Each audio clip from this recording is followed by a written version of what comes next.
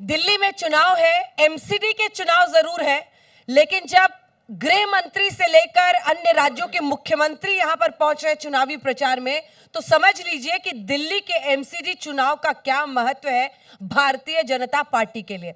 बात करने के लिए हमारे साथ दिल्ली के दिल में क्या है कि मंच पर अब जुड़ गए हैं भारतीय जनता पार्टी के सांसद मनोज तिवारी जी। तालियों के साथ इनका अभिनंदन कीजिए। मनोज जी, पहला सवाल आपसे यही कि जनता और खास तौर पर आम आदमी पार्टी ये पूछ रही है कि 15 साल से आप एमसीडी में हैं, आपने कुछ काम नहीं किया है, वो कूड़े का अंबार आपको दिखाते हैं, भ्रष्टाचार का सवाल उठाते हैं, क्यों जनता आपको चौथी बार एमसीडी सौंपे? 5 बड़ी बातें।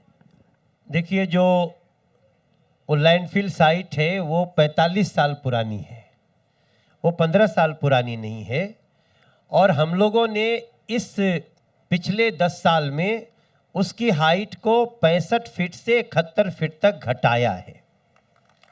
हम लोगों ने दिल्ली में 700 ढलाव घरों में 412 ढलाव घर जो मोहल्लों के नुक्कड़ पे होता है, उसको हमने 412 समाप्त करके वहाँ लाइब्रेरी और सीनियर सिटीजन के बैठने की जगह बनानी शुरू कर दी है।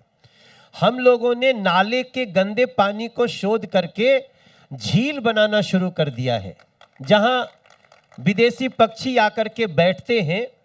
हम लोगों ने भारत वंदना पार्क जैसा पार्क बनाना शुरू कर दिया है। दुनिया से कोई दिल्ली आएगा तो एक बार जाएगा। हमने आज दिल्ली के किसी भी व्यक्ति को जन्म प्रमाण पत्र के लिए, मृत्यु प्रमाण पत्र के लिए या अपने घर के लाइसेंस के लिए हमने लाइन में लगना खत्म कर दिया, सब डिजिटल बाय डिफॉल्ट कर दिया है। और भी बहुत सारी चीजें हैं जो हम करने के कगार पे लगे हुए हैं। और सबसे बड़ी बात मैं बोलूंगा तो दिल्ली का बच्चा बच्चा झूम उठेगा।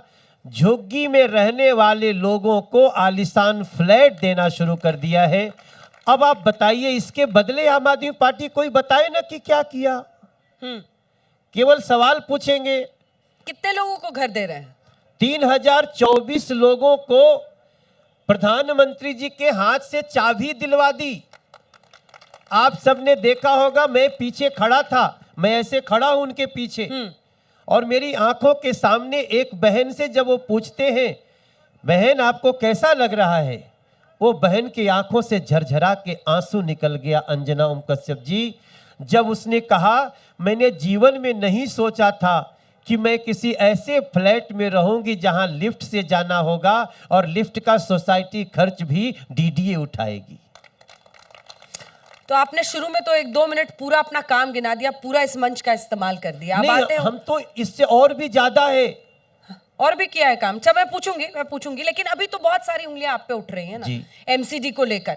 एक मुद्दा भ्रष्टाचार का उठता है। हाँ। आप सत्येंद्र जैन के पीछे, आप मनीष सिसोदिया के पीछे, वो कहते हैं एमसीडी का भ्रष्टाचार कौन रोकेगा। एमसीडी पर जो भ्रष्टाचार का आरोप लगा, उस पर क्या जवाब है आपका? हमने खुद भी कहा कि एमसीडी में भ्रष्टाचार बहुत ग्रास रूटेड हो गया, उस पर हमने अंकुश लगाया है। अब अरविंद केजरीवाल जी बताएं ना कि आपने क्या किया उसके लिए। आप भ्रष्टाचार दूर क्या करेंगे? अपने मुड़ी जब भ्रष्टाचार में डूबल बा तो दूसर कोई क्या कर सकेला। वो भ्रष्टाचार क्या भाव भी बात नहीं कर सकते हैं। हमने उसको समझा भी और हमने रास्ता निकालना शुरू किया। हमने जो सफाई कर्मचारी थे उनको पक्का करना शुरू किया। हमने जगह जगह पे वो अंगूठे का जो एक आता है ना, अटेंडेंस लगाने का मशीन शुरू किया। हमने तो इतना काम किया, लेकिन क्या एक लाइन कह करके अरविंद केजरीवाल जी ये नहीं बताएंगे कि उन्होंने भ्रष्टाचार दूर करने के लिए क्या किया? हम तो उनके घर गए थे, 3-3 मेयर लेके गए थे, 7 सांसद लेके गए थे, 21 लोगों का शिष्टमंडल था। अंजना जी, आपके आज तक पे आज भी वीडियो होगा, घर में हम लोगों के ऊपर अटैक करा दिया उस व्यक्ति ने और हमें बिना बात किए वापस आना पड़ा। क्या ऐसा करने वाले व्यक्ति दिल्ली के दोस्त हो सकते हैं? और आप बताइए, हम आज भी कहते हैं, क्या अरविंद केजरीवाल भ्रष्टाचार के खिलाफ है? क्या उन्होंने कहा था स्टिंग लाओ, हम इस पे एक्शन लेंगे, कर रहे हैं?